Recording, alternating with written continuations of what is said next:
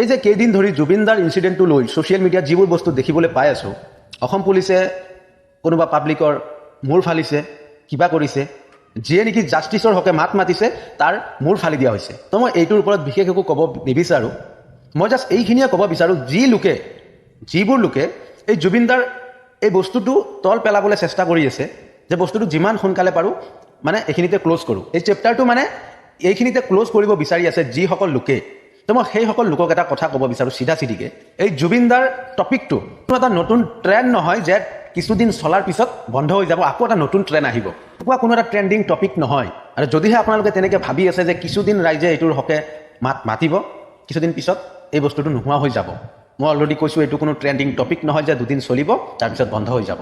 জুবিনদাৰ হকে অসমবাসী ৰাইজ মাত মাতি আছে, মাত মাতি থাকিব আৰু আগলৈকেও মাত মাতিব। তো এইখিনি কথা আপোনালোকে নিশ্চয় ভালদৰে বুজি পাইছে।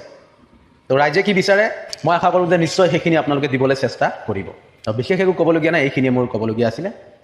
জয় জুবিন দা, জয় আই অসম।